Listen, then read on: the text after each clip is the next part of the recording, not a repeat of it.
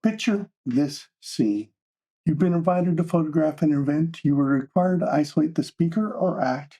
You don't get to be at the front of the event, and you don't have cash to get that large aperture version of the lens. Welcome to the spot in photography where the 70-200 f4 fits in.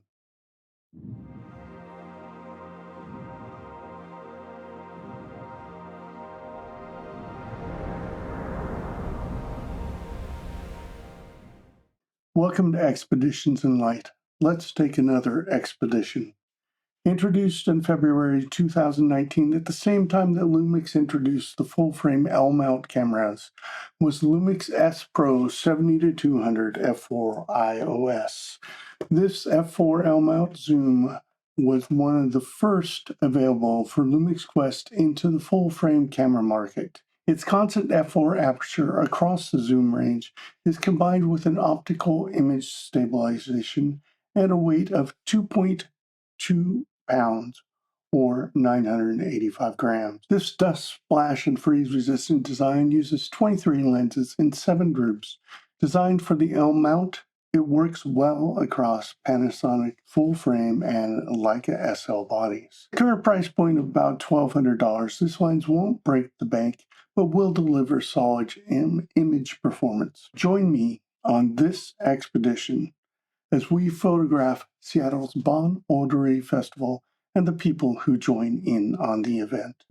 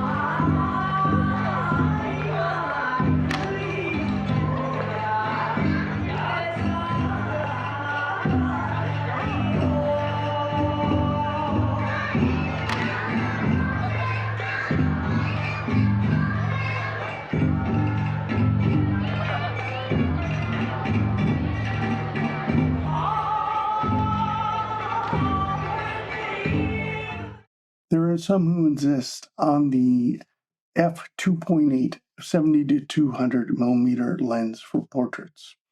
That blurry background is not just caused by the wide open aperture alone. The closer you get to the subject and the further the background is, the more the lens acts like a macro, leaving your background out of focus.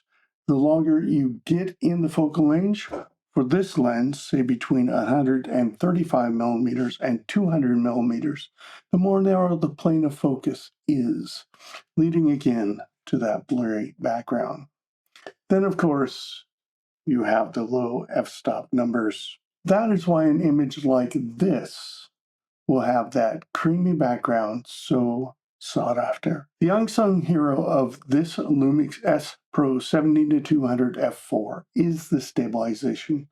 The standard telephoto shutter speed thinking is that the shutter speed should be set at 1 over the zoom length. For example, you're going to use 1/200 to make sure that your photos are sharp and without blur of movement. For this lens, though, I've had it at 90 millimeters, mounted on a sturdy, weighted tripod, taking night, city, waterfront pictures at 15 seconds with clean and clear results with the optical image stabilization off. I also have the 2x teleconverter for this lens, the DMW STC20. That extends the reach to 400 millimeters, but does drop the maximum aperture to f8. I'm hoping this year to do an example expedition with this teleconverter. To wrap up, for those looking for an impact to photography, but not on your pocketbook, but still need a lens for events, portraits, and reach, the lowly 70 to 200 f4 Lumix S Pro fits the bill. What expedition is next? We'll have to wait and see for the next expeditions in light.